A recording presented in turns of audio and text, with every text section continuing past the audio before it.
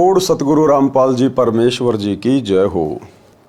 परम पिता परमात्मा सारी सृष्टि के रचनहार, कुल मालिक, असंख्य ब्रह्मांडों के स्वामी, जगत गुरु, तीनों लोकों में प्रवेश करके सबका भरण पोषण करने वाले राजाधिराज, आत्माधार, नाथों के नाथ, देवों के देव, महादेव, सर्वेश्वर, महेश्वर, मृत्युंजय, अजरो अमर, आदि अनादि, सनातनी प्रभु, जगत पिता जगदीश्वर, श्री श्री 1008 की उपाधि के वास्तविक अधिकारी, अकाल मूर्त, शब्द स्वरूपी राम, वासुदेव, सर्वगतम ब्रह्म, परम पूज्य, प्रथम पूज्य, परम संत, परम पुरुष, परम धनी, परम दयालु, सत्य कबीर, हक्का कबीर, अल्लाहु कबीर, अल्लाहु अकबर, बाखबर, अल्लाह ताला, जगत के तारणहार, जगत के मुक्तिदाता, जगत के जगन्नाथ, हारे के सहारे, हिंदुओं के राम, मुसलमानों के अल्लाह, सिखों के वाहिगुरु, ईसाइयों के मसीह, दया के सागर दया निधि, करुणा के सागर करुणा निधि, स्वयंभू परिभू, संकट मोचन, कष्ट हरण, मंगल करण, दुख भंजन, अविगत कबीर, निर्विकार निर्विषम परमात्मा, अलय अलेख सतगुरु, आदि अनादि सतगुरु,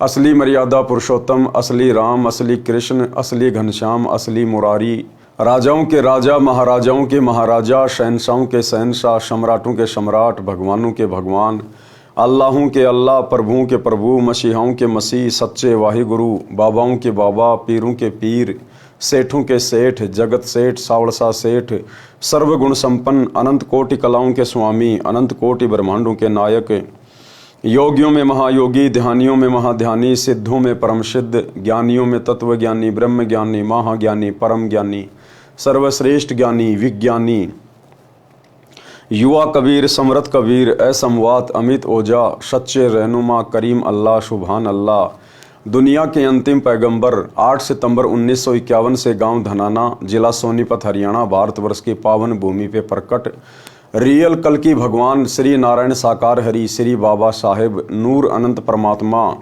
संत श्रोमणी सतगुरु रामपाल जी परमेश्वर जी के चरण कमल में साध संगति से जुड़े हुए देश विदेश से आप और हम सभी सत्सेवक भाई बहनों का अनंत कोटि दंडवत प्रणाम। सत्साई भाई और बहनों, दया परम पिता परमेश्वर जी की, सारी सृष्टि के सर्जनहार सतगुरु रामपाल जी भगवान की, जिनके शुभ आशीर्वाद से, विशेष आशीर्वाद से, उन्हीं के कर कमल से लिखित पवित्र पुस्तक जीने की राह के ऊपर वीडियो बनाने की श्रृंखला जारी है। इसी श्रृंखला में आज हमारा ये 25वें नंबर का वीडियो है। प्रत्येक वीडियो में गुरुदेव भगवान के आशीर्वाद से हमें भक्ति मार्ग से संबंधित बहुत सारी बातें पता चल रही हैं, जिन बातों को सुनकर समझकर हमारा आत्मविश्वास और हमारी दृढ़ता भक्ति मार्ग पर प्रकट होती जा रही है। तो भाई और बहनों, आज की वीडियो में गुरुदेव भगवान ने कुछ प्रश्नोत्तरी के माध्यम से जिज्ञासु भक्तों की शंकाओं का समाधान किया है। तो आगे बढ़ते हैं आज की वीडियो में। पवित्र पुस्तक जीने की राह, वीडियो नंबर 25 और पेज नंबर 211। गुरु बिन मोक्ष नहीं, यानी भक्ति मार्ग में, अध्यात्म में सच्चे गुरु की शरण में आए बिना, आजीवन मर्यादा में रहकर भक्ति किए बिना मोक्ष संभव नहीं हो सकता। तो किसी ने प्रश्न किया, प्रश्न, क्या गुरु के बिना भक्ति नहीं कर सकते? उत्तर दिया गुरुदेव भगवान ने, भक्ति कर सकते हैं परंतु व्यर्थ प्रयत्न रहेगा। गुरु के बिना भक्ति करना व्यर्थ प्रयत्न क्यों होता है? जिस प्रकार आपसे कोई बच्चा कहे, क्या स्कूल जाए बिना पढ़ाई नहीं हो सकती? क्या स्कूल जाए बिना कोई शिक्षित नहीं हो सकता? तो आप कहोगे शिक्षित हो सकता है परंतु व्यर्थ प्रयत्न होगा। आप घर बैठकर पढ़ाई पढ़ सकते हैं, कई भाषाओं के जानकार हो सकते हैं, परंतु स्कूल गए बिना आपको डिग्री नहीं मिलेगी, आपको सर्टिफिकेट नहीं मिलेगा, आपको सरकारी नौकरी नहीं मिलेगी। इसी प्रकार गुरु धारण किए बिना जो व्यक्ति भक्ति करते हैं वो भक्ति कर सकते हैं, जैसा दान पुण्य वो करेंगे उसका प्रतिफल अवश्य मिल जाएगा, परंतु 84 लाख योनियां और नरक का कष्ट भोगने से वो आत्मा नहीं बच सकती। इसलिए अध्यात्म में गुरु बनाना अति आवश्यक है, और वो भी सच्चा गुरु बनाना अति आवश्यक है। सच्चे गुरु के बिना भी बात नहीं बनेगी। नकली गुरुओं की भक्ति करने से भी भक्ति करना व्यर्थ प्रयत्न होगा। और वर्तमान में इस पूरे विश्व में, इस पूरी पृथ्वी पर एकमात्र सच्चा गुरु, सच्चा सतगुरु केवल सतगुरु रामपाल जी हैं। इनके अलावा चाहे आप किसी भी आचार्य, शंकराचार्य, महामंडलेश्वर या डायरेक्ट ब्रह्मा विष्णु महेश की पूजा पाठ क्यों ना करें, वो आपका व्यर्थ प्रयत्न होगा। 84 लाख योनियों में जाकर गधे, कुत्ते, सुअर बनने वाला कष्ट और नरक का कष्ट भोगने से आप जी कदापि नहीं बच सकते। इसलिए गुरु भी सच्चा चाहिए, पूर्ण गुरु चाहिए, जो सर्व धर्मशास्त्रों के आधार से आपको भक्ति प्रदान करता हो। तो वर्तमान में ऐसा सतगुरु पूरे विश्व में केवल एक ही है, क्योंकि एक समय में पूरी पृथ्वी पर केवल एक ही सतगुरु होता है। तो क्या कहा है, क्या गुरु के बिना भक्ति नहीं कर सकते? भक्ति कर सकते हैं, परंतु व्यर्थ प्रयत्न होगा। दूसरा सवाल, कारण बताइए कि व्यर्थ प्रयत्न क्यों होगा? तो गुरुदेव ने उत्तर दिया, परमात्मा का विधान है जो सूक्ष्म वेद में कहा है, कबीर गुरु बिन माला फेरते, गुरु बिन देते दान, गुरु बिन दोनों निष्फल है, चाहे पूछो वेद पुराण। कबीर राम कृष्ण से कौन बड़ा, उन्हों भी गुरु कीन, और 3 लोक के वेदणी, गुरु आगे आधीन। भाई श्री रामचंद्र जी जो त्रेता युग में जन्मे थे, वो तो राजा के बेटे थे। उनको भला पढ़ाई पढ़ने के लिए गुरुकुल में जाने की क्या जरूरत थी? महर्षि वाल्मीकि जी के आश्रम में जाने की क्या जरूरत थी?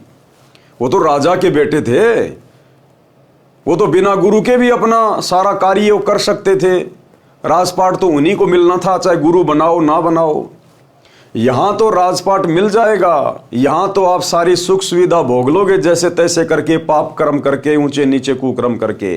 परंतु ये शरीर छूटने के बाद जब धर्मराय के दरबार में जाओगे तो सबसे पहले आपसे यही पूछा जाएगा, आपने गुरु बना के भक्ति शुरू की या नहीं की?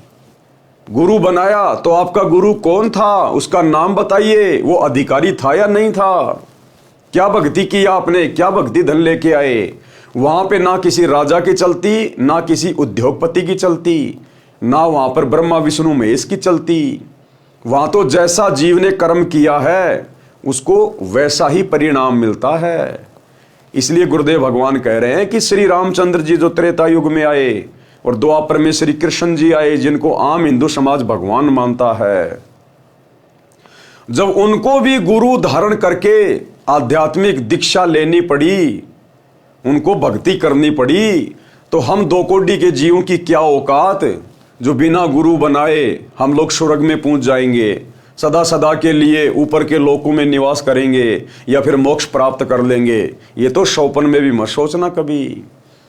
तो जब राम और श्री कृष्ण जैसे महापुरुषों ने गुरु धारण किए और भक्ति की, तो वर्तमान के 2 कोटि के कलयुगी जीव की भला क्या औकात। यदि गुरु नहीं बनाया तो सीधा सीधा लक 84 और नरक कुंड में डाला जाएगा।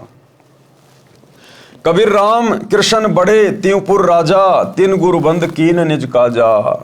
कि श्री राम और श्री कृष्ण जी ने भी गुरु धारण करके फिर अपने सांसारिक कार्य किए, अपने राजपाट के कार्य किए।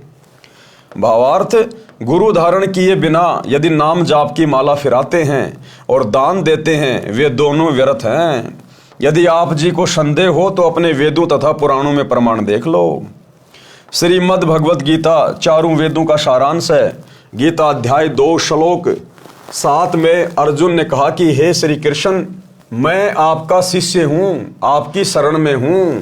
गीता अध्याय 4 श्लोक 3 में श्री कृष्ण जी में प्रवेश करके काल ब्रह्म ने अर्जुन से कहा कि तू मेरा भगत है। पुराणों में प्रमाण है कि श्री रामचंद्र जी ने ऋषि वशिष्ठ जी से नाम दीक्षा ली थी और अपने घर व राजकाज में गुरु वशिष्ठ जी की आज्ञा लेकर कार्य करते थे।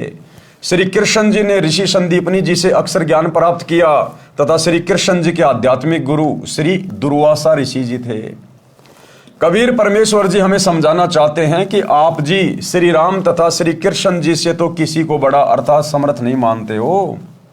वे 3 लोक के मालिक थे, उन्होंने भी गुरु बनाकर अपनी भक्ति की, मानव जीवन सार्थक किया। इससे सहज में ज्ञान हो जाना चाहिए कि अन्य व्यक्ति यदि गुरु के बिना भक्ति करता है तो कितना सही है अर्थात व्यर्थ है। अगर श्री राम और श्री कृष्ण जी बिना गुरु बनाए भक्ति करते तो वो भी लक 84 में जाते, गधे कुत्ते सुअर की योनि भोगते। हालांकि भोगना तो उनको फिर भी पड़ेगा, क्योंकि अभी उनके पास में भक्ति धन बहुत ज़्यादा है, इसीलिए तो वो ब्रह्मा विष्णु महेश की पोस्ट के ऊपर हैं। परंतु सत भक्ति उन्होंने भी नहीं की। वशिष्ठ गुरु ये सत भक्ति प्रदान करने वाले गुरु नहीं थे। दुर्वासा ऋषि सत भक्ति प्रदान करने वाले गुरु नहीं थे। द्वापर युग में यही कबीर भगवान करुणामय ऋषि के नाम से आए हुए थे, और त्रेता युग में यही कबीर भगवान मुनिंदर ऋषि के रूप में आए थे। तो ना तो श्री रामचंद्र जी ने मुनिंदर जी को अपना गुरु धारण किया था, और ना द्वापर में श्री कृष्ण जी ने करुणामय ऋषि को अपना गुरु धारण किया था। इसलिए ये आत्माएं भी जब इनका भक्ति धन समाप्त होगा, उस समय ये आत्मा भी कर्म आधार से लक 84 में जाएंगी। ये भी गधे कुत्ते सूअर के जन्म प्राप्त करेंगे, और फिर नई भक्ति युक्त आत्माओं को ब्रह्मा विष्णु महेश की पोस्ट पे बैठा दिया जाएगा। ये काल का चक्कर है। गुरु के बिना देखा देखी कही सुनी भक्ति को लोकवेद के अनुसार भक्ति कहते हैं। लोकवेद का अर्थ है किसी क्षेत्र में प्रचलित भक्ति का ज्ञान जो तत्व ज्ञान के विपरीत होता है। लोकवेद के आधार से ये दास संत रामपाल दास, श्री हनुमान जी, बाबा श्याम जी, श्री राम जी, कृष्ण जी, शिव जी तथा देवी देवताओं की भक्ति करता था। यानी स्वयं के लिए कह रहे हैं गुरुदेव भगवान कि जब तक मुझे सच्चा ज्ञान नहीं था, तब तक लोकवेद के आधार से, सुनी सुनाई बातों के आधार से श्री राम और श्री कृष्ण और हनुमान जी को परमात्मा मान के मैं भक्ति किया करता था। हालांकि भाई और बहनों, जब आप धीरे धीरे इस ज्ञान में आगे बढ़ोगे, आपको गुरुदेव भगवान की वास्तविक स्थिति समझ में आएगी, तो फिर आप भली बातें जान जाएंगे कि इस प्रकार की बातें केवल परमेश्वर अपने आप को छुपाते हुए, और जो आत्मा राम कृष्ण की काफ़ी लंबे समय से भक्ति कर रहे हैं, उनको हिम्मत देने के लिए कि भाई देखो, मैं भी पहले 20 साल 25 साल तक हनुमान जी की भक्ति करता था, खाटू श्याम जी के जाता था, बाबा सालासर के मंदिर में जाता था, लेकिन जब मुझे ज्ञान हुआ तो मैंने सत भक्ति को पकड़ लिया तुरंत। तो इसी प्रकार गुरुदेव भगवान, इनको किसी अन्य देवी देवताओं की भक्ति करने की आवश्यकता नहीं है। ये तो समर्थ है, इनसे ऊपर कोई देव नहीं, कोई महादेव नहीं। ये 33 करोड़ देवी देवता भी इन्हीं को आधार मान के अपनी भक्ति करते हैं। 33 कोटि अधारा ध्यावे 88 उतरे भवजल पारा कट है यम की फांसी। लेकिन यहाँ गुरुदेव भगवान जो भूमिका कर रहे हैं, अपने आप को छुपा कर जो ज्ञान प्रचार कर रहे हैं, उस आधार से वे हमें समझाने के लिए, हमारे को दृढ़ता देने के लिए कि आपने जितने दिन बाबा श्याम की भक्ति की, रामचंद्र जी की, श्री कृष्ण की, शिव जी की, कोई बात नहीं, वो भक्ति भी हमारे साथ में है। हमने कुछ तो सीखा ही है, कुछ तो हमने राम का नाम लिया ही है, वो भी हमारे साथ में है। वो भक्ति करते करते भी हमने जो दान पुण्य किए, वो भी फल हमारे साथ में रहेगा। लेकिन अब हमने ज्ञान होने के बाद उन भक्तियों को छोड़ देना है, और जो भक्ति सतगुरु बताएगा, हमने उस भक्ति को स्वीकार करना है। हनुमान जी की भक्ति में मंगलवार का व्रत, बूंदी का प्रसाद बांटना, स्वयं देसी घी का गिच चूरमा खाता था। बाबा हनुमान को डालडा वनस्पति घी से बनी बूंदी का भोग लगाता था। हरे राम हरे कृष्ण कृष्ण कृष्ण हरे हरे का मंत्र जाप करता था। किसी ने बता दिया कि ओम नाम सबसे बड़ा, इससे बड़ा ना कोई, ओम नाम का जाप करे तो शुद्ध आत्मा होई। इस कारण से ओम नाम का जाप शुरू कर दिया। ओम नमो शिवाय ये शिव का मंत्र जाप करता था। ओम भगवते वासुदेवाय नमः ये विष्णु जी का जाप करता था।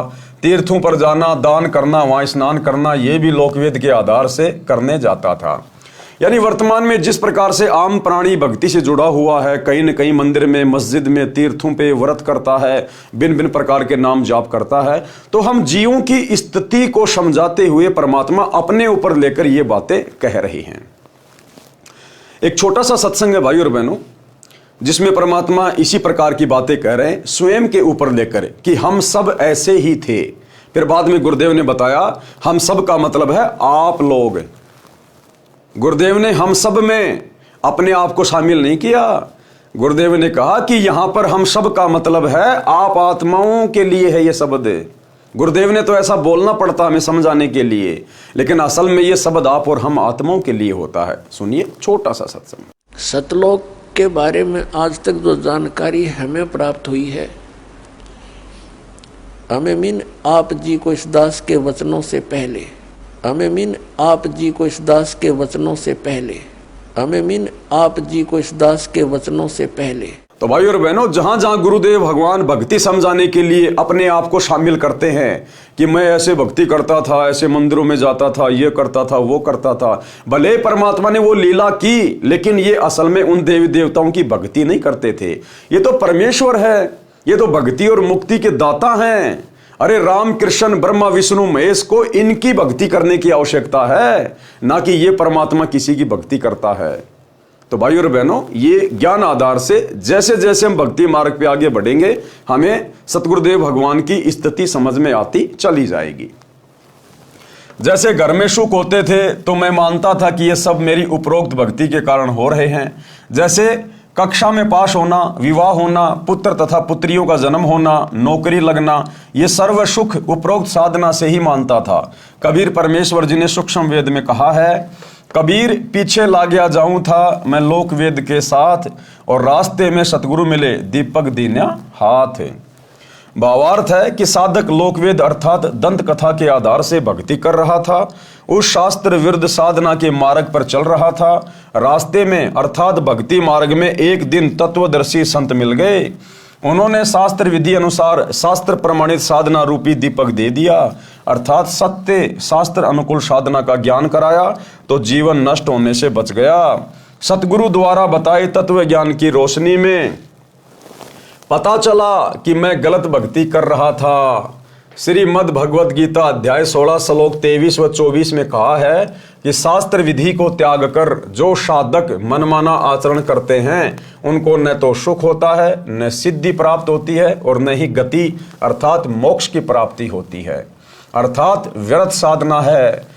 फिर गीता अध्याय 16 श्लोक 24 में कहा है कि अर्जुन, इससे तेरे लिए कर्तव्य और अकर्तव्य की व्यवस्था में शास्त्र ही प्रमाण है।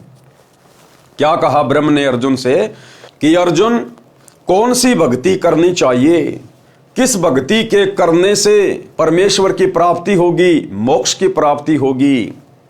इन बातों का निर्णय किसी की सुनाई सुनाई बातों के आधार से मत करना, लोक वेद के आधार से मत करना, किसी के पहनावे को देख के, आडंबर को देख के, किसी मंदिर मस्जिद में जाके ये सब करके नहीं देखना होता। भक्ति क्या सही है क्या गलत है, भक्ति के आधार हैं शास्त्र, और सबसे पुरातन शास्त्र हैं चारों वेद और श्रीमद् भगवद गीता।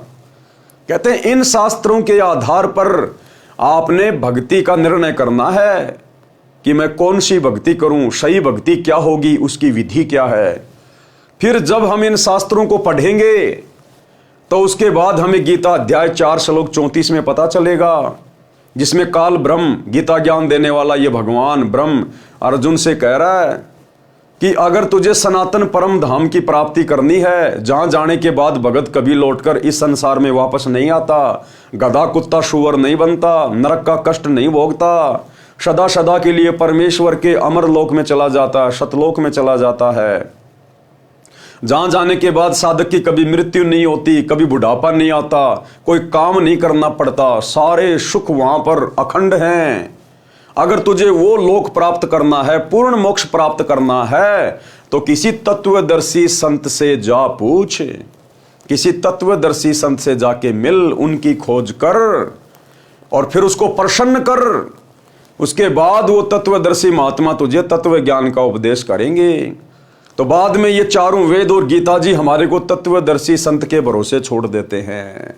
यानी हमारा ज्ञान केवल यही तक का है, इन वेदों में और गीता में, इससे आगे का ज्ञान नहीं है। हमारी जिम्मेदारी केवल इतनी है कि हम आपको तत्वदर्शी संत के बारे में बता दें कि भैया अब आगे का ज्ञान, पूर्ण मोक्ष का मार्ग तुझे तत्वदर्शी संत बताएगा। और तत्वदर्शी संत की भूमिका वो कबीर भगवान खुद ही निभाता है। अगर तेरे सौभाग्य से, तेरे भाग्य से अगर तुझे वो परम संत मिल जाए तो तू उस सनातन परम धाम को प्राप्त कर सकता है।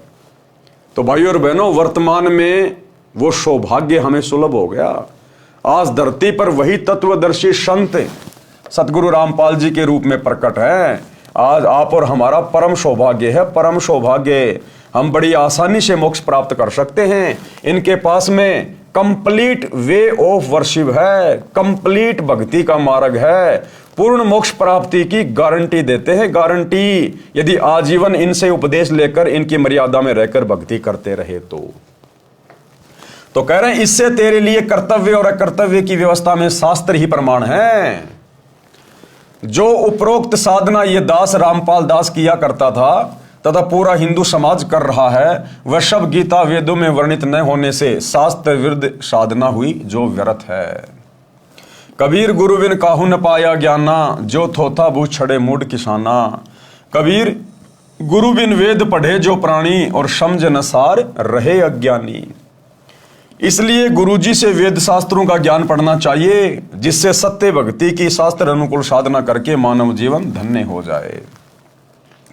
अब भाई और बहनों, यहां क्या लिख रहे हैं गुरुदेव भगवान, थोड़ा सा विचार करना। गुरुदेव कह रहे हैं इसलिए गुरुजी से वेद शास्त्रों का ज्ञान पढ़ना चाहिए। अब हम यह निर्णय कैसे करें कि सतगुरु रामपाल जी स्वयं परमात्मा है? यहां गुरुदेव ने कह दिया इसलिए गुरु जी से वेद शास्त्रों का ज्ञान पढ़ना चाहिए, जिससे सत्य भक्ति की शास्त्र अनुकूल साधना करके मानव जीवन धन्य हो। परंतु सतगुरु रामपाल जी के जो गुरु जी थे, जिनको इन्होंने गुरु धारण किया था 17 फरवरी 1988 को, और 6 साल इन्होंने भक्ति की उनकी शरण में रह के 1988 में नाम दीक्षा ली और सन 1994 में गुरु पद लेकर ये दुनिया का आत्म कल्याण करने की दिशा में आगे बढ़ने लगे। तो मात्र 6 वर्ष में सतगुरु रामपाल जी को पूरे विश्व के धर्मशास्त्रों का कैसे ज्ञान हो गया?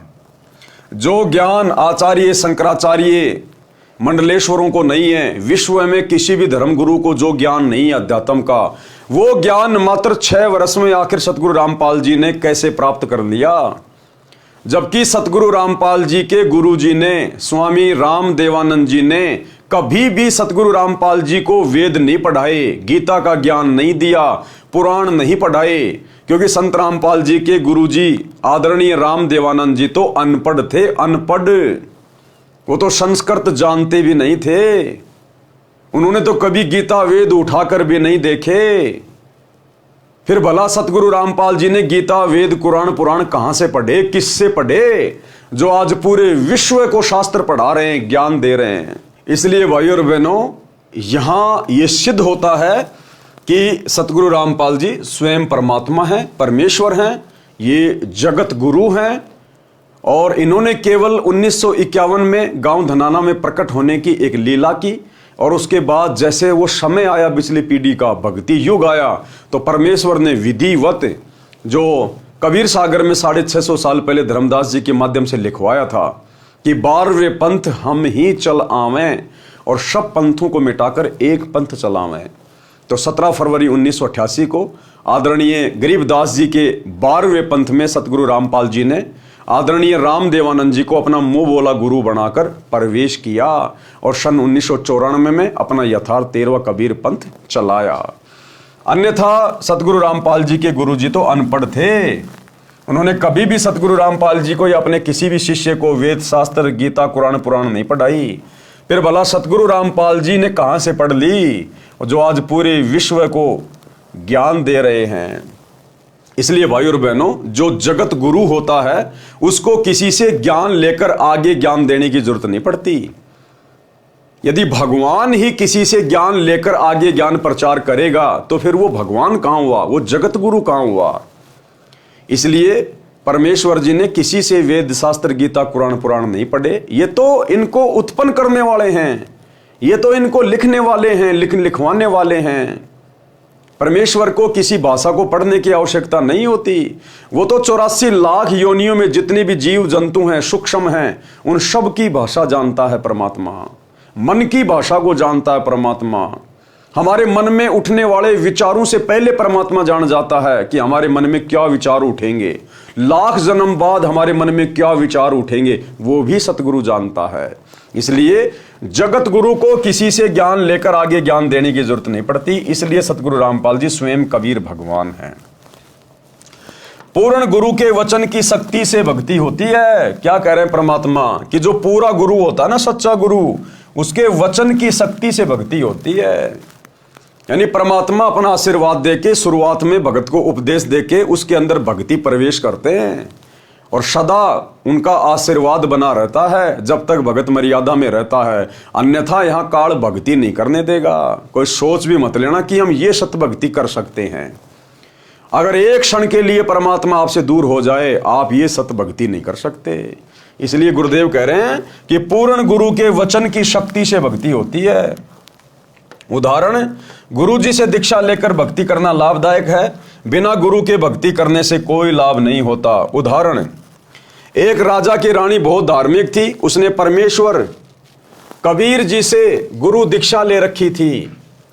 वह प्रतिदिन गुरु दर्शन के लिए जाया करती थी। राजा को यह अच्छा नहीं लगता था, राजा को यह सब अच्छा नहीं लगता था, परंतु वह अपनी पत्नी को वहां जाने से रोक नहीं पा रहा था। कारण, एक तो वह उस बड़े शक्तिशाली राजा की लड़की थी, दूसरे वह अपनी पत्नी को प्रसन्न देखना चाहता था। एक दिन राजा ने अपनी पत्नी से कहा कि आप नाराज न हो तो बात कहूं। रानी ने कहा कहो। राजा ने कहा कि आप अपने गुरु के पास जाती हैं, भक्ति तो गुरु के बिना भी हो सकती है।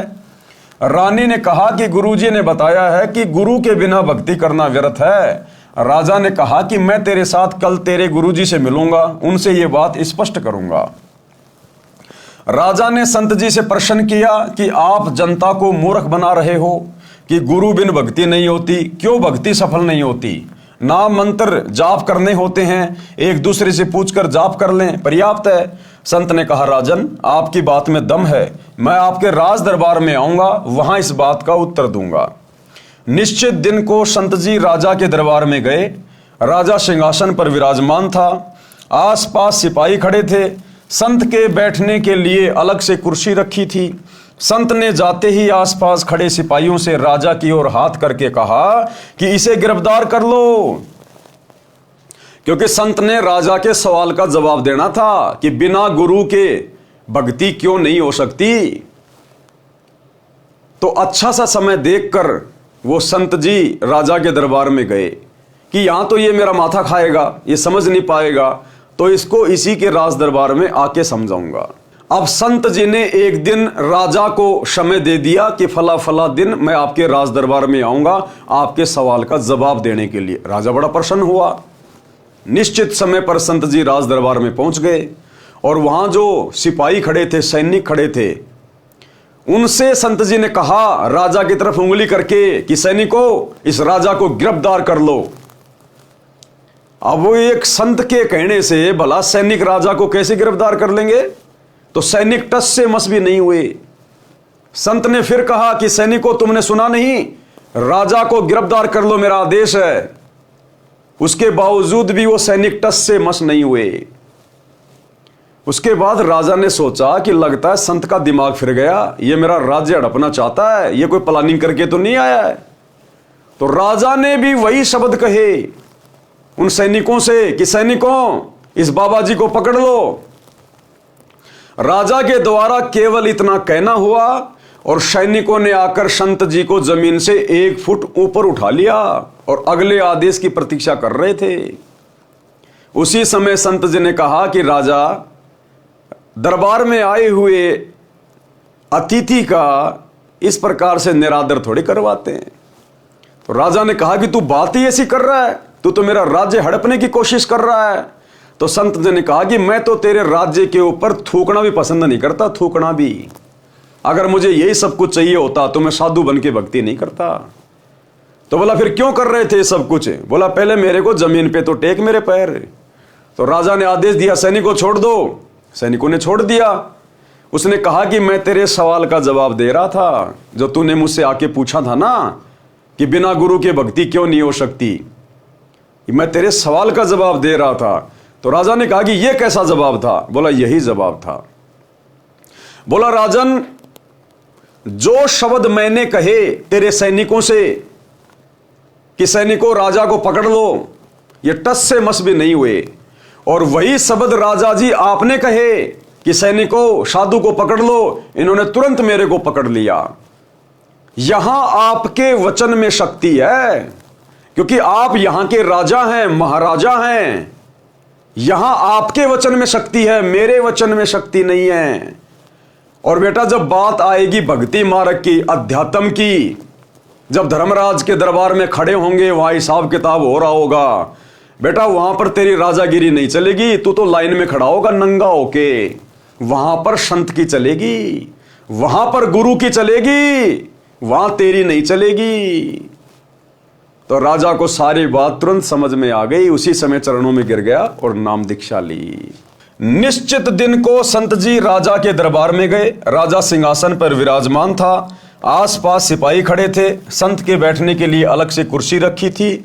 संत ने जाते ही आसपास खड़े सिपाहियों से राजा की ओर हाथ करके कहा कि इसे गिरफ्तार कर लो।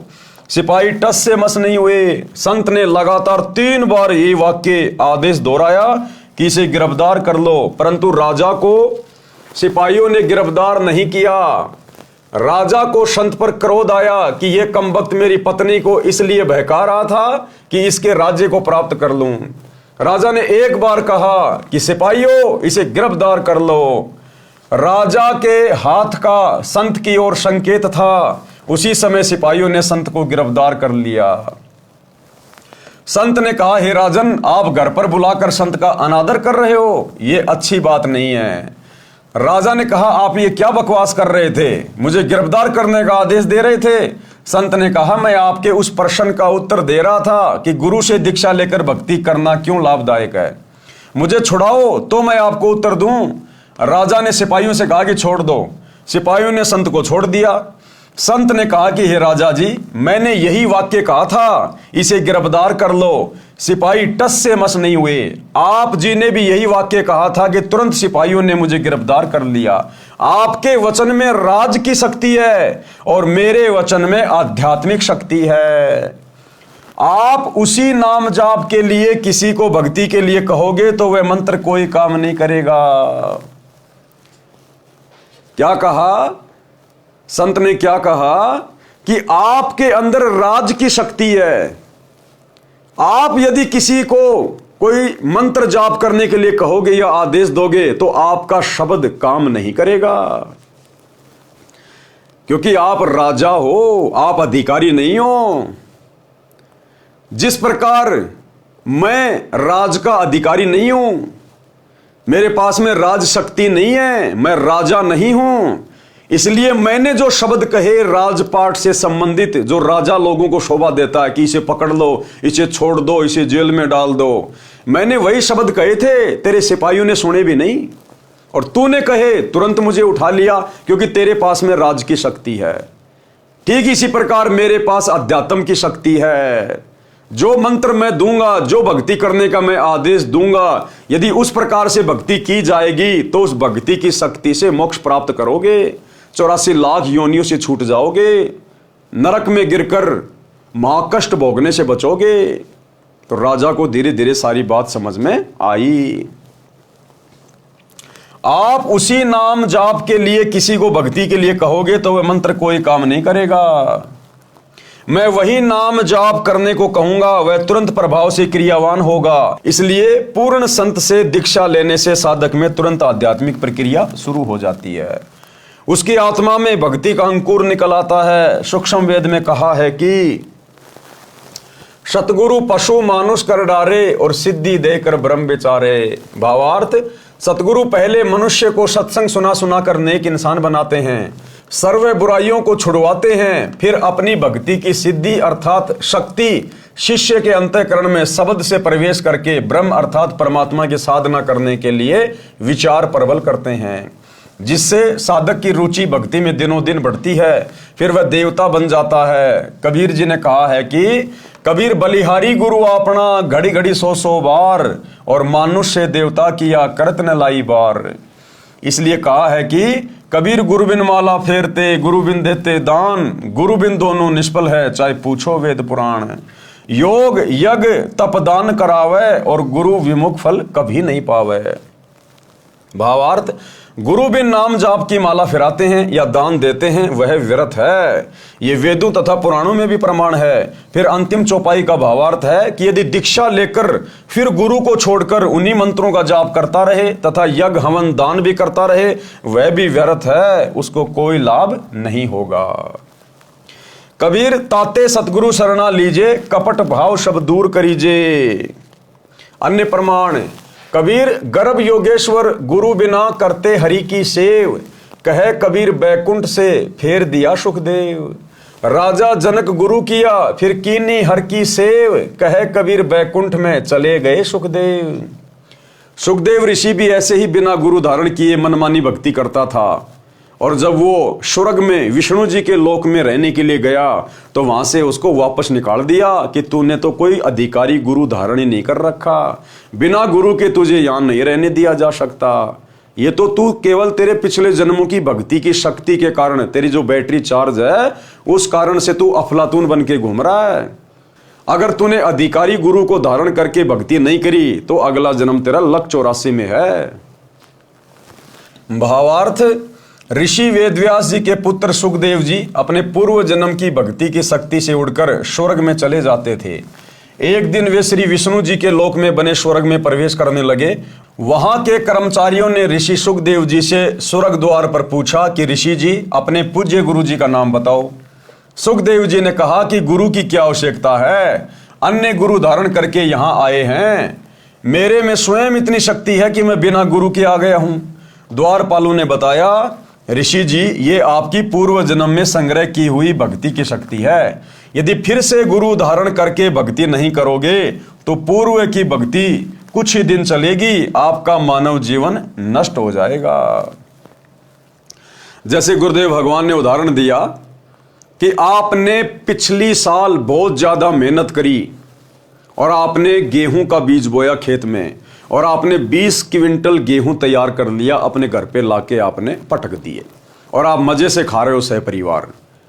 अब की बार आप जी गेहूं की फसल बीज नहीं रहे और आप कह रहे हो नहीं नहीं मेरे घर में किस चीज की कमी है, मेरे पे तो खूब अनाज पड़ा हुआ है, मैं तो ठाट बाट से खाऊंगा।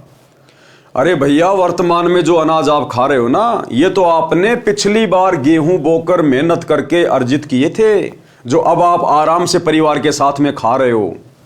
अगर अब की बार फिर से गेहूं की फसल नहीं की तो अगले साल क्या खाओगे? पिछले जन्म की कमाई, पिछले साल की कमाई तो अब की बार खा रहा है, और अब की बार भक्ति नहीं करी तो अगली बार क्या खाओगे? पूरा परिवार भूखा मरेगा।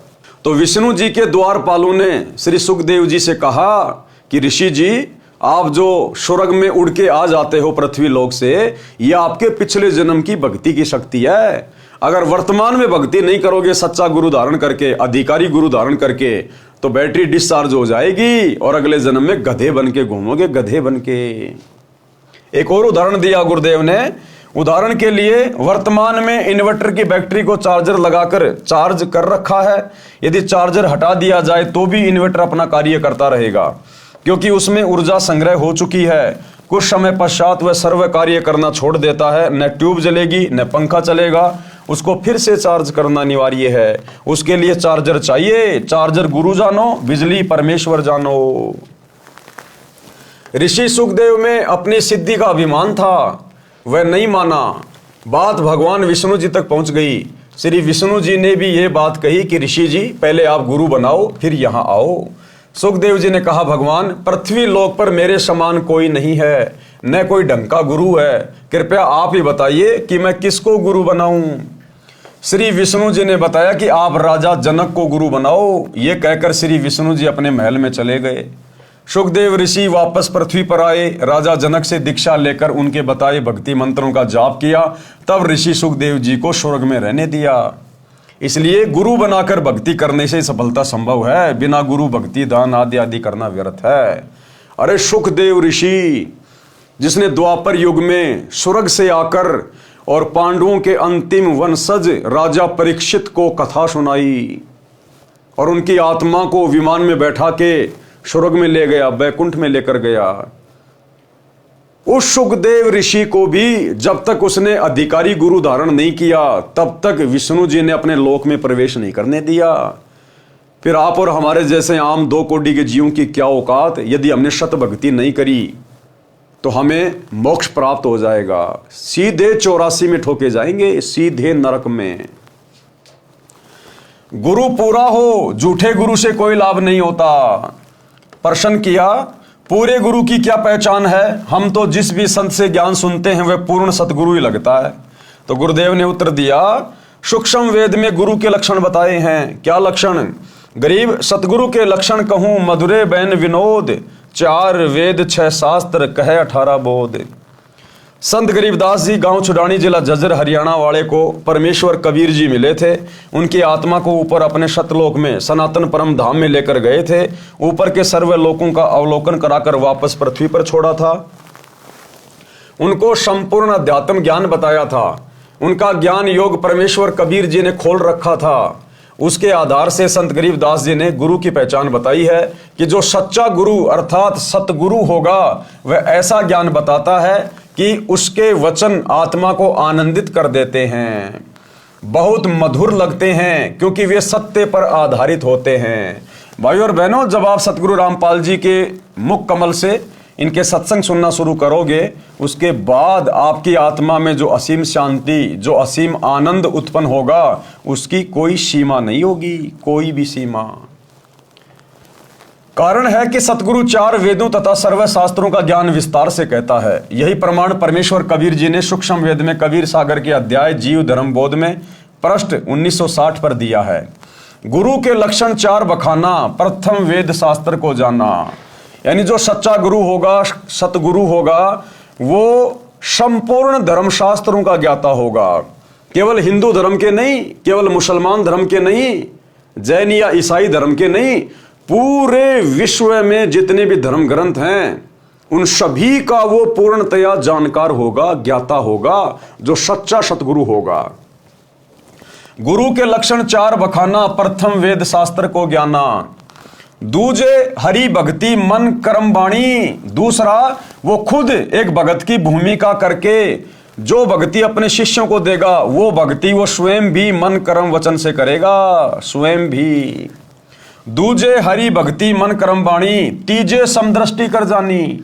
तीसरा उसका लक्षण ये होगा कि वो पक्षपात नहीं करेगा, कोई छुआछात नहीं करेगा, भेदभाव नहीं करेगा, किसी भी जाति का, किसी भी धर्म का, काला गोरा ठिगना, लंबा मोटा पतला, जैसा भी व्यक्ति होगा, साधक होगा, भगत होगा, वो सबको समान दृष्टि से देखेगा, सभी को समान ज्ञान देगा, सभी को उपदेश देगा। जिसकी जैसी भक्ति होगी, जिसकी जैसी मर्यादा होंगी, उस आधार से उनको लाभ देगा। वो कोई भेदभाव नहीं करेगा। तीजे समदृष्टि कर जानी। चौथे वेद विधि सब कर्मा। और चौथा लक्षण क्या होगा? वो जो भी भक्ति बताएगा धर्मशास्त्रों के आधार से बताएगा, अपना मनमाना आचरण किसी के ऊपर नहीं थोपेगा। वो जो भी भक्ति क्रिया बताएगा उसको शास्त्रों से प्रमाणित करेगा। चौथे वेद विधि सब कर्मा, ये 4 गुरु गुण जानो मर्मा। सरलार्थ कबीर परमेश्वर जी ने कहा है कि जो सच्चा गुरु होगा उसके 4 मुख्य लक्षण होते हैं। नंबर 1, सब वेद तथा शास्त्रों को वह ठीक से जानता है। नंबर 2, दूसरे वह स्वयं भी भक्ति मन कर्म वचन से करता है, अर्थात उसकी कथनी और करनी में कोई अंतर नहीं होता। नंबर 3, तीसरा लक्षण यह है कि वह सर्व अनुयायियों से समान व्यवहार करता है, भेदभाव नहीं रखता। चौथा लक्षण यह है कि वह सर्व भक्ति कर्म वेदों, 4 वेद जो सभी जानते हैं, ऋग्वेद, यजुर्वेद, सामवेद, अथर्ववेद तथा 5वां वेद सूक्ष्म वेद है, इन सर्व वेदों के अनुसार करता और करवाता है। तो भाई ऐसा सतगुरु, ऐसा गुरु आज इस पूरी पृथ्वी पर, बल्कि 21 ब्रह्मांड में सतगुरु रामपाल जी के अलावा दूसरा कोई नहीं है। ढूंढने से भी नहीं मिलेगा भाई, चाहे कितनी बड़ी बैटरी लेके निकल लेना, आपको ढूंढने से भी नहीं मिलेगा, ढूंढने से भी इनके अलावा। वेदों यानी 4 वेदों, ऋग्वेद, यजुर्वेद, सामवेद तथा अथर्ववेद में केवल ओम यह एक नाम है जाप करने का। प्रमाण यजुर्वेद अध्याय 40 मंत्र 15 तथा 17 में। मंत्र 15 में कहा है कि ओम नाम का सुमरण कार्य करते करते करो, विशेष तड़प के साथ करो, मनुष्य जीवन का परम कर्तव्य मानकर सुमरण करो।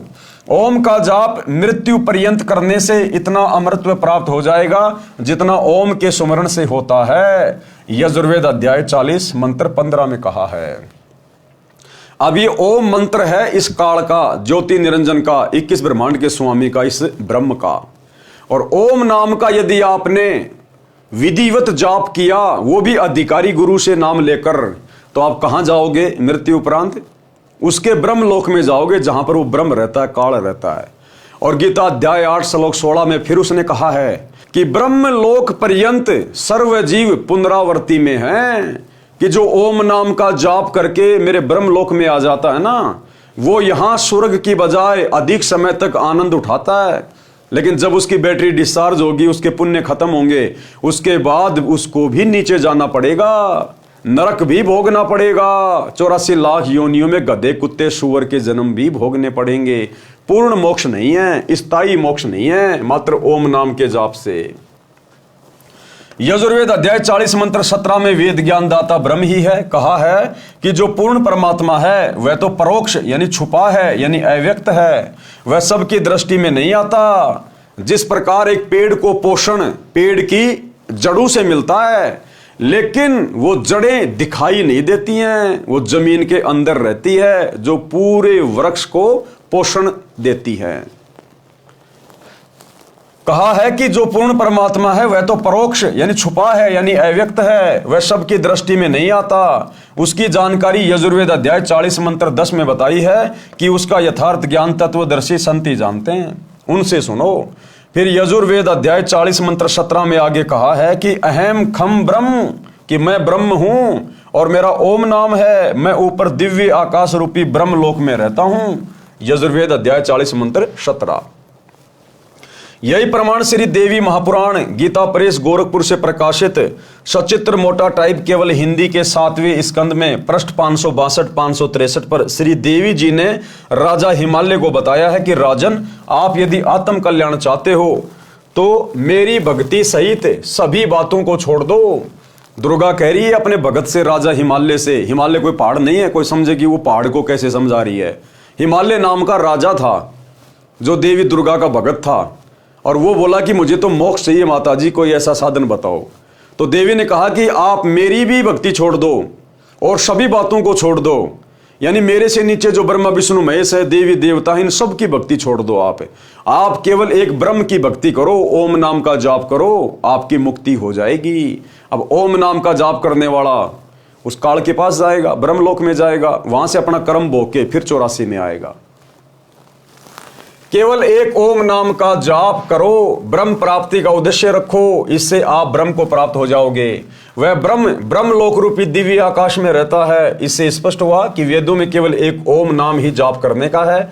श्रीमद् भागवत गीता जो वेदों का सारांश है, उसमें अध्याय 8 श्लोक 13 में कहा है, ओम इति एक अक्षरम ब्रह्म व्यवहारण माम अनुस्मरण ये प्रयाति तजन देहम शयाति परमाम गतिम।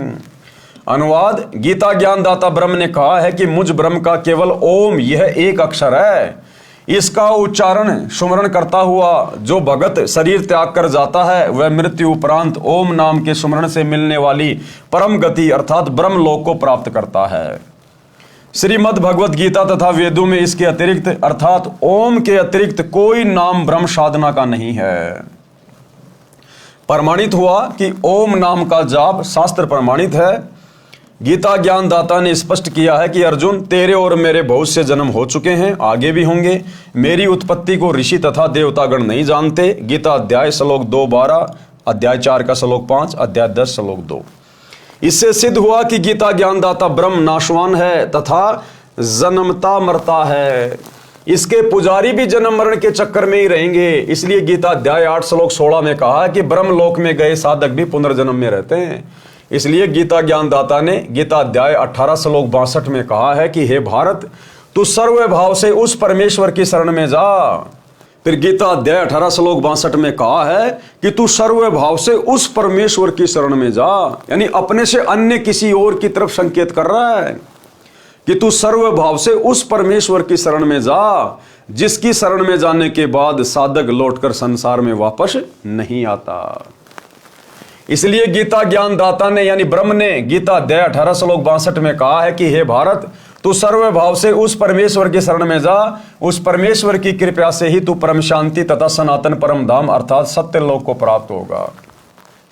तो यहां पर भाइयों और बहनों बहुत ही विचारणीय विषय है। लोग गीता ज्ञानदाता चाहे श्री कृष्ण को मानते हैं, चाहे श्री विष्णु जी को मानते हैं, चाहे इस काल को मानते हैं। वैसे तो गुरुदेव ने स्पष्ट कर दिया कि इस ब्रह्म ने यानी काल ने श्री कृष्ण जी में भूत की तरह प्रवेश करके पूरा गीता का ज्ञान बोला। लेकिन चलो कोई बात नहीं, जो व्यक्ति कहता कि श्री कृष्ण जी ने गीता का ज्ञान दिया है और श्री कृष्ण जी की भक्ति कर रहा है, तो गीता अध्याय 18 श्लोक 62 उन भाई बहनों को विचार करना चाहिए। तुम्हारा श्री कृष्ण भगवान हाथ खड़े कर रहा है कि अर्जुन, पूर्ण मोक्ष प्राप्त करवाना मेरे बस की बात नहीं है, तू उस परमेश्वर की शरण में जा। यानी अपने से अन्य किसी और की शरण में जाने के लिए कह रहा है। तो श्री कृष्ण जी कहां पे परमात्मा हुआ, कहां पूर्ण भगवान हुआ, जो अपने से अन्य किसी और की शरण में जाने को अर्जुन को कह रहा है कि अगर तुझे परम धाम चाहिए, सतलोक जाना है, पूर्ण मोक्ष प्राप्त करना है, तो तू सर्वभाव से उस परमेश्वर की शरण में जा। यदि कोई मानता है कि श्री विष्णु जी ने गीता का ज्ञान दिया है, तो भैया गीता अध्याय 18 श्लोक 62 में आपके विष्णु ने भी हाथ खड़े कर दिए कि तू सर्वभाव से उस परमेश्वर की शरण में जा। और गीता ज्ञान देने वाला ये काल है, ये ब्रह्म है, और ये वैसे हाथ खड़े कर रहा है कि तू उस परमेश्वर की शरण में जा। हे भारत, तू सर्वभाव से उस परमेश्वर की शरण में जा। उस परमेश्वर की कृपा से ही तू परम शांति तथा सनातन परम धाम अर्थात सतलोक को प्राप्त होगा।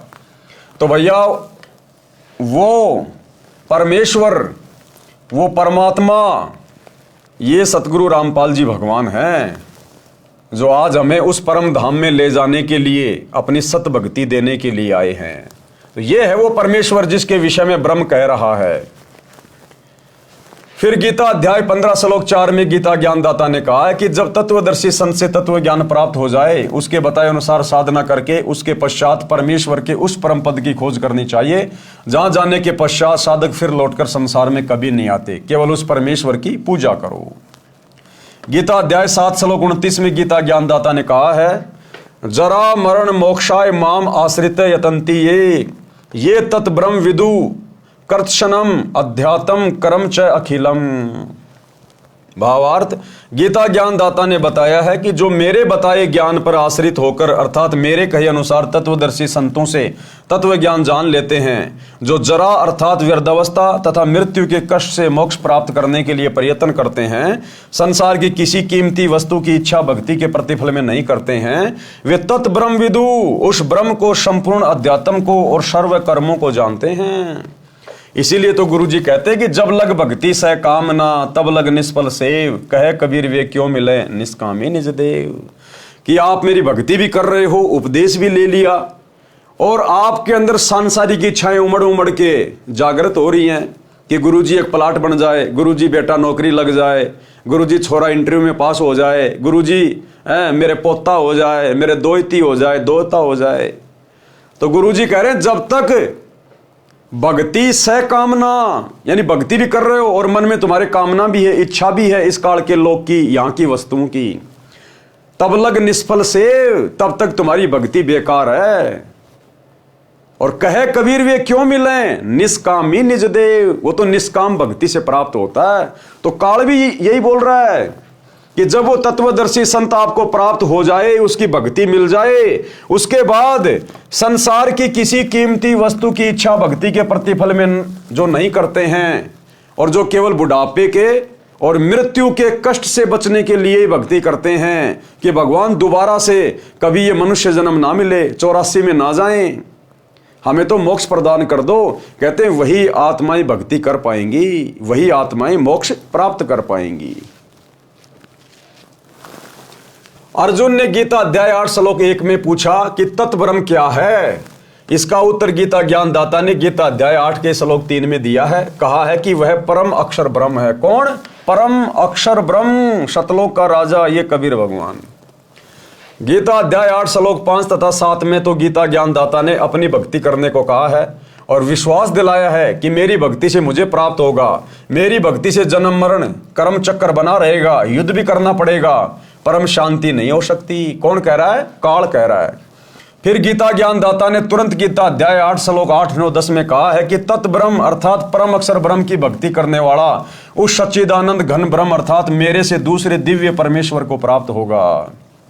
इसी प्रकार परम अक्षर ब्रह्म की महिमा गीता अध्याय 15 श्लोक 17 में बताई है। गीता अध्याय 15 श्लोक 16 में 2 पुरुष बताए हैं। एक क्षर पुरुष, ये गीता ज्ञानदाता है जिसका 21 ब्रह्मांड का क्षेत्र है, ये गीता ज्ञानदाता ब्रह्म है। दूसरा अक्षर पुरुष बताया है जिसका 7 संग ब्रह्मांड का क्षेत्र है, ये दोनों नाशवान बताए हैं अर्थात इनकी भी जन्म और मृत्यु होती है, इनके लोकों में सर्व जीव भी नाशवान बताए हैं।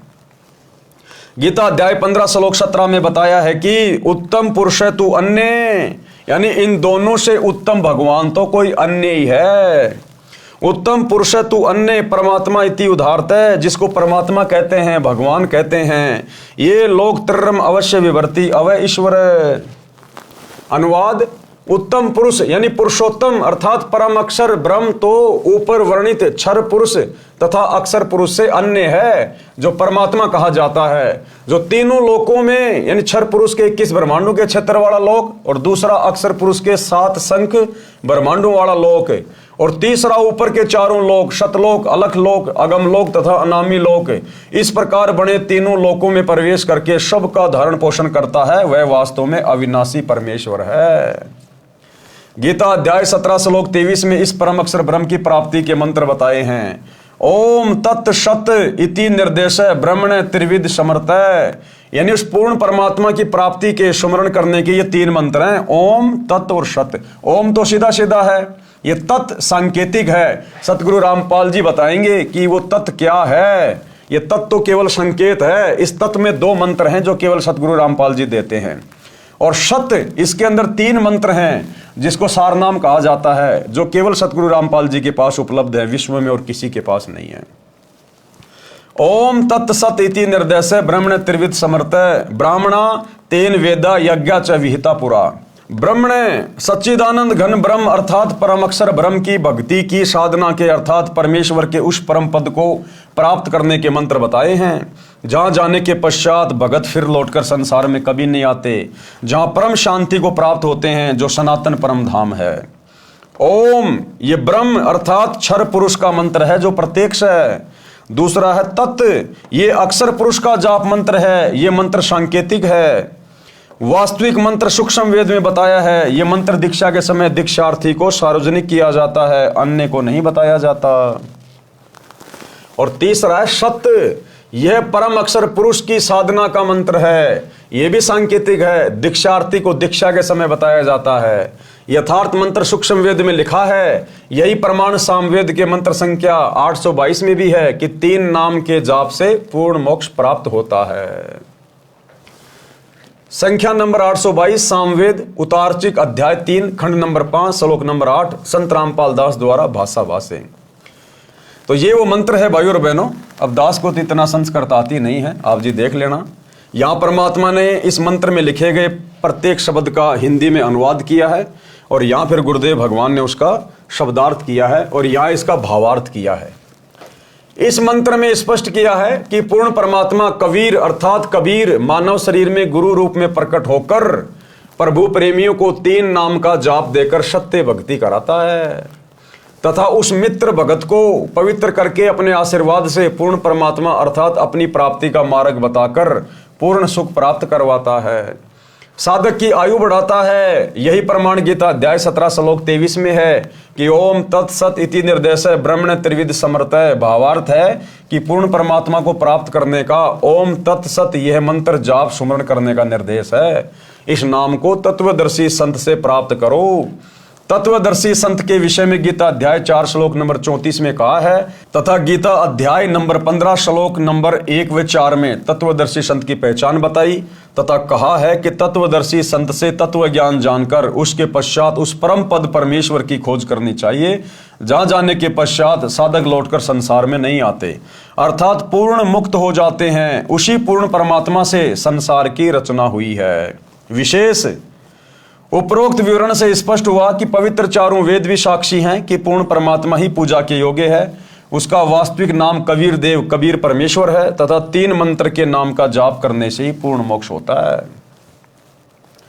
यह 3 मंत्र का जाप 4 वेदों के सारांश श्रीमद् भगवद गीता में प्रमाण है कि इससे वह स्थान प्राप्त होता है जहां जाने के बाद साधक लौटकर कभी संसार में नहीं आते, जो सनातन परम धाम है, जहां जाने के पश्चात परम शांति प्राप्त होती है। अब देख लो भाइयों और बहनों, अब ये जितने भी अपने आप को सनातनी कहते हैं, दुनिया भर के साधु संतों की शरण में घूमते हैं। अब बताओ हमारे धर्मशास्त्र तो क्या कह रहे हैं, वेद क्या कह रहे हैं भक्ति और भगवान के बारे में, गीता जी क्या कह रही है भक्ति और भगवान के बारे में। अब इसीलिए तो इन सारे ऋषियों ने, संतों ने, महात्माओं ने, आचार्यों ने, शंकराचार्यों ने भक्ति का भट्ठा बैठा दिया, क्योंकि सच्चे गुरु के बिना यह ज्ञान नहीं हो सकता। चाहे आप दिन रात इन शास्त्रों को पढ़ते रहो, आप समझ ही नहीं पाओगे इनका भावार्थ क्या है, असल में इनका सार क्या है। इसीलिए तो कहते हैं गुरु बिन काहू न पाया ज्ञाना, जो थोता बुझ छिड़े मूड किसाना। और गुरु बिन वेद पढ़े जो प्राणी, समझे न सार रहे अज्ञानी। कौन सा गुरु? सतगुरु, सच्चा गुरु। बाकी तो सारा दिन लेके गीता जी, वेदों को और श्री भागवत का पाठ लोग करते रहते हैं, कथाएं करते रहते हैं, अपना धंधा बना रखा है। लेकिन केवल वो अपने धार्मिक धंधे तक सीमित हैं। उनको स्वयं के मोक्ष का पता नहीं, अपने भक्तों के मोक्ष का पता नहीं। खुद भी नरक में जाएगा, भक्तों को भी नरक में लेके जाएगा। तो यथार्थ विधि ये है जो हमारे धर्मशास्त्रों में लिखी है भक्ति के विषय में। तो आज पूरा का पूरा हिंदू समाज, पूरा का पूरा भगत समाज इसी प्रकार से शास्त्र विरुद्ध साधना के ऊपर आरूढ़ है। सौभाग्य है उन आत्माओं का जो समय रहते सतगुरु रामपाल जी की शरण में आ गए और इनके ज्ञान को अच्छे से समझकर आज मर्यादा में रहकर भक्ति कर रहे हैं। वेदों व गीता में यह अनमोल 3 नाम का मंत्र अस्पष्ट अर्थात सांकेतिक है। इसलिए चारों वेदों व गीता अनुसार साधना करने से वह स्थान व परमात्मा प्राप्त नहीं हो सकता। क्योंकि गीता जी में तो खाली 3 मंत्र बोल दिए, ओम तत् सत। अब ओम तो सीधा मंत्र है, तत् और सत ये सांकेतिक है, ये कोड वर्ड में है। अब इसको बताएगा कौन? वो तत्वदर्शी संत बताएगा। तत्वदर्शी संत की भूमिका खुद वो कबीर परमात्मा आके निभाता है। तो भैया गीता और चारों वेदों में भी पूर्ण परमात्मा की प्राप्ति का मूल ज्ञान नहीं है। उन्होंने अंत में यही छोड़ दिया कि ये ज्ञान तो फिर आगे का वो तत्वदर्शी संत बताएगा, उसकी खोज करो। गीता अध्याय 4 श्लोक 34 है। इसलिए गीता अध्याय 4 श्लोक 32 तथा 34 में गीता ज्ञानदाता ने स्पष्ट किया है कि यज्ञों अर्थात धार्मिक अनुष्ठानों का यथार्थ ज्ञान ब्रह्मण मुखे यानी सच्चिदानंद घन ब्रह्म अर्थात परम अक्षर ब्रह्म अपने मुख कमल से वाणी बोलकर बताता है। वह सच्चिदानंद घन ब्रह्म की वाणी कही जाती है। उसे तत्व ज्ञान तथा सूक्ष्म वेद भी कहते हैं। उसके जानने के पश्चात सर्व पापों से मुक्त हो जाता है, जिसमें संपूर्ण भक्ति मंत्र तथा विधि बताई है। गीता अध्याय 4 श्लोक 32। अब गीता अध्याय 4 श्लोक 34 क्या कहता है? उस तत्व ज्ञान को तो तत्वदर्शी संतों के पास जाकर समझ। उनको दंडोत प्रणाम करने से, कपट छोड़कर नम्रता पूर्वक प्रश्न करने से वे परमात्म तत्व को भली भांति जानने वाले ज्ञानी महात्मा तुझे तत्व ज्ञान का उपदेश करेंगे। तो भाई ये है वो तत्वदर्शी संत वर्तमान में। ये स्वयं ही परमेश्वर है, स्वयं ही परमात्मा है, स्वयं ही तत्वदर्शी संत की भूमिका करता है, स्वयं ही सतगुरु है। सजनों, वह तत्वदर्शी संत ये दास रामपाल दास है। वह तत्व ज्ञान मेरे पास है, मेरे अतिरिक्त वर्तमान में किसी के पास नहीं है। विश्व में लगभग 7 अरब मानव आबादी है।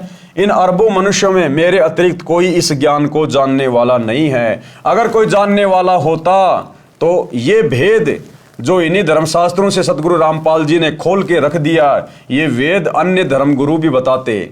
लेकिन कोई भी धर्मगुरु और उसका ज्ञान हमारे चारों वेदों से मेल नहीं खाता, गीता जी से मेल नहीं खाता। अर्थात सब के सब केवल मनमाने आचरण पर लगे हुए थे काल प्रेरणा से। गीता अध्याय 7 श्लोक 12 से 15 तक तो गीता ज्ञानदाता ने तीनों गुणों रजगुण ब्रह्मा जी, सतगुण विष्णु जी तथा तमगुण शिव जी की भक्ति करने वाले साधकों को, राक्षस स्वभाव को धारण किए हुए मनुष्यों में नीच दूषित कर्म करने वाले मूर्ख मेरी भक्ति भी नहीं करते।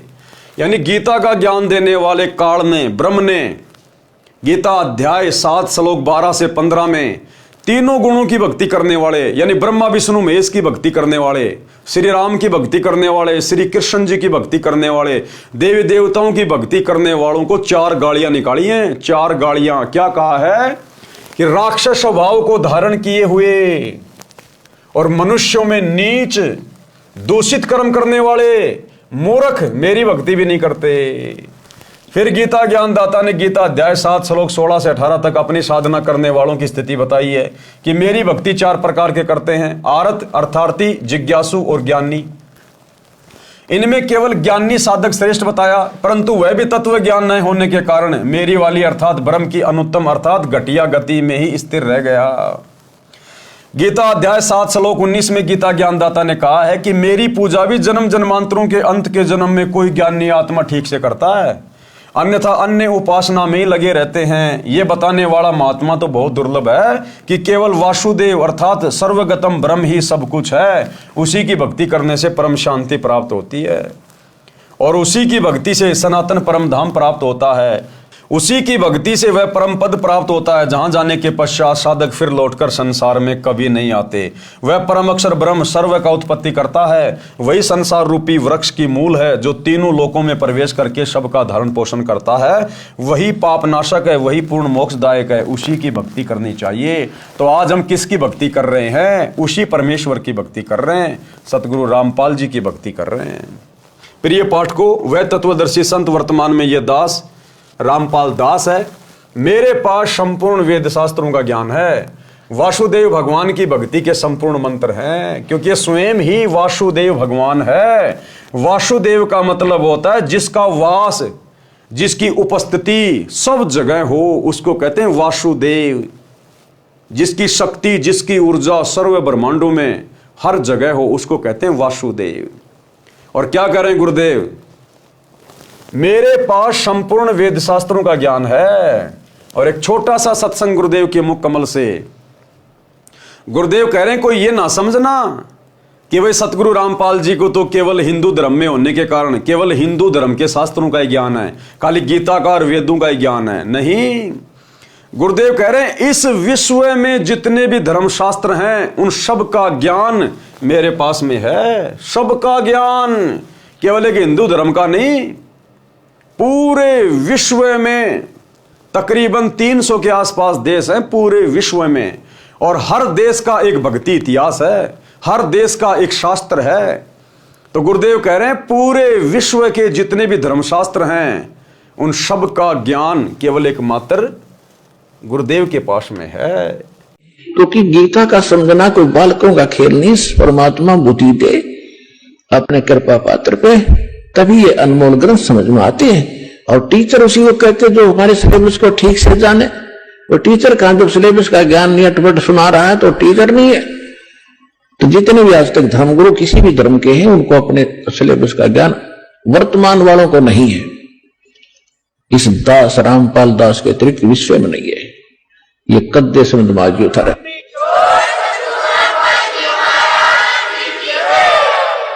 और दास को पूरे विश्व के जितने ग्रंथ है सबका जानकारी है, एक की नहीं। क्योंकि हमारा जन्म तो हिंदू धर्म में हुआ। केवल हिंदू धर्म के शब्द ग्रंथ नहीं, पूरे विश्व के जितने भी धर्म ग्रंथ हैं सबकी जानकारी दास को दी है कबीर भगवान ने, उस परमात्मा की।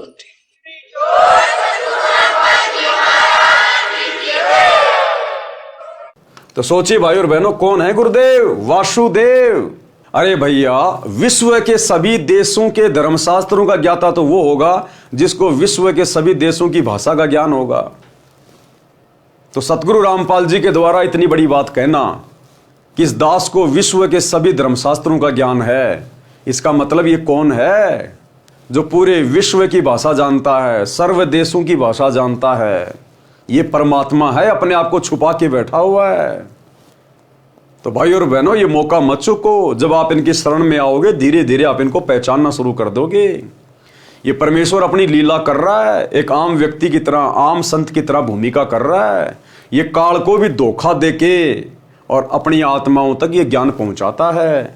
जब ठीक का समय आएगा, आने वाले दिनों में पूरे विश्व को पता चलेगा कि एकमात्र वासुदेव परम अक्षर ब्रह्म, पूर्ण ब्रह्म परमेश्वर कौन है। सतगुरु रामपाल जी के अलावा किसी को अन्य में परमात्मा नजर नहीं आएगा।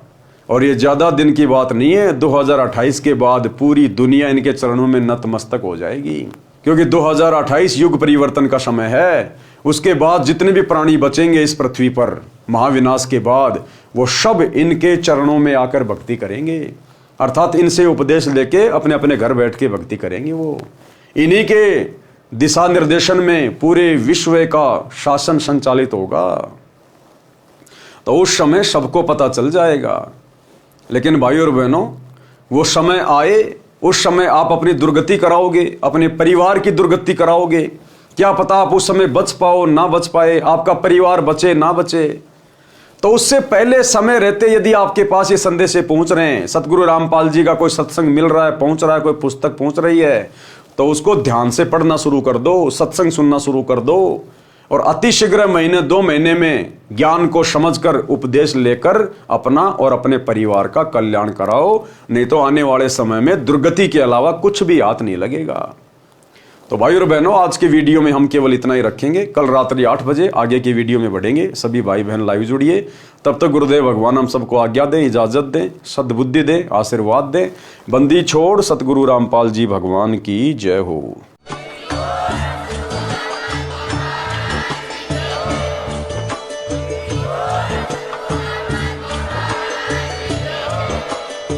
भाई जो गुरु बचन पे डट गे, कट गे फंद 84 के, कट गे फंद 84 के, कट गे फंद 84 के। भाई जो गुरु बचन पे डट गे, कट गे फंद 84 के, कट गे फंद 84 के, कट गे फंद 84 के। भाई जो गुरु बचन पे डट गे, कट गे फंद 84 के, कट गे फंद 84 के, कट गे फंद 84 के। भाई जो गुरु बचन पे डट गे, कट गे फंद 84 के, कट गे फंद 84 के, कट गे फंद 84 के।